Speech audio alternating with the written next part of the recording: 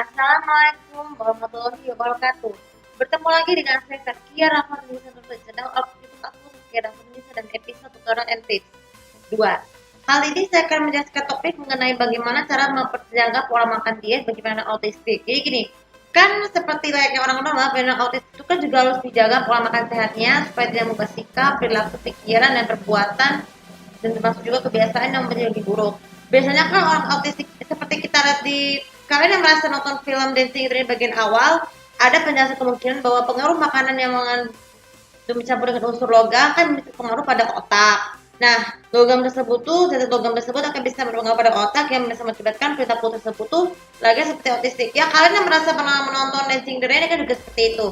Nah, di dunia nyata ya, bagi pendengar autis itu kan cara menjaga pola makan itu kan beda hal dengan normal ya, yang biasa suka makan makanan bergizi, beragam jenis, terutama yang mengandung vetsin. Namun tanpa kita sadari ya, orang autistik yang makan vetsin itu juga bersifat tidak baik ya, karena kan bisa mengganggu perkembangannya. Selain dengan makan vetsin yang berbahaya, juga bisa gula, susu, terus terigu, walaupun pewarna dan vetsin. Nah, jadi bagaimana, jadi bentuk dari itu kan kebanyakan orang autis seperti ini kebanyakan tidak mengenai nafsu makan, terutama bagi anak-anak remaja yang mengalami masalah pemakan seperti anoreksia bulimi itu kan juga sangat tidak berpengaruh karena tidak merasa makan makanannya hanya itu aja yang tidak sehat.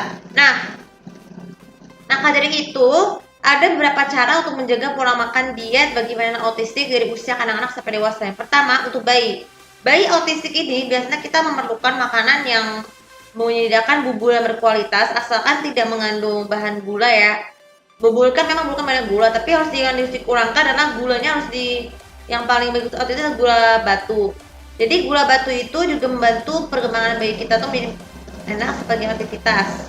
Makan dengan porsi secukupnya supaya ditumpuk secukupnya supaya bayi itu bisa sikap perubahan bayi itu bisa berkembang seperti yang normal. Kemudian untuk anak-anak. Anak-anak itu kan memang belum memahami kandungan makanan tersebut karena menganggap tidak terbiasa. Maka dari itu kita sebagai orang tua maupun saudara harus memperhatikan contoh yang baik untuk adiknya yang juga masuk autistik, memperhatikan kandungan makanan yang bergizi tersebut seperti apa. Hati-hati juga dalam memilih snack yang kurang garam, kurang gula. Ya kebanyakan snack itu kan kurang gula. Tapi kalau tidak mau kalian bisa langsung mempersiapkan pola diet khusus untuk makanan untuk anak-anak tuh dengan porsi yang secukupnya supaya tidak membuat makanan lebih nyaman dan menyenangkan. Nah, untuk resep makanan tersebut kalian bisa organisasikan sendiri, buat sendiri menentukan perancang sendiri menu makan diet yang khusus untuk anak-anak autistik. Asalkan harus mengurangi banyak garam ya, karena garam itu bisa mengakibatkan darah tinggi. Kemudian untuk usia ketiga, untuk usia remaja, kan usia remaja itu kan memang sangat rentan dalam menjaga pola badan. Bagi pengendalian autis yang terlalu berlebihan itu mengakibatkan pikiran kita tuh menjadi terganggu dan berada di luar kendala. Ya ampun, bisa berakibatkan self image kita tuh makin tinggi makin naik. Tapi bukan begitu sih. Self image itu kan sangat penting bagaimana mempertahankan penampilan diri. Jadi sikap percaya diri itu harus dikembangkan dengan perhatikan pola makan asupan yang sehat seperti makanan bergizi ya seperti biasa. Dan ketika diajak oleh teman-teman ya, hati-hati nih bagi autistik harus mengingatkan teman-teman rekan sebayanya untuk memilih menu yang khusus untuk anak remaja autistik supaya tidak supaya pada saat kita berada di sekolah misalnya dibully nih tidak terpengaruh hal tersebut. Jadi mereka tuh menganggap mereka tuh kita lebih membiasakan diri untuk menyesuaikan dengan perkembangan pada umumnya ya, dengan sikap dan utamakan makanan bergizi tersebut. Kalau bisa perlu orang tua maupun kakak harus mempersiapkan bekal untuk remaja yang khusus dari rumah supaya tidak terpengaruh dengan hal-hal yang berbau junk food ya, karena junk food itu kan makanan yang bisa mengubah tips dia dan bisa jadi cepat gemuk. Dan kalau hasilnya remaja itu pun bisa kurang percaya dengan berat badan masing-masing.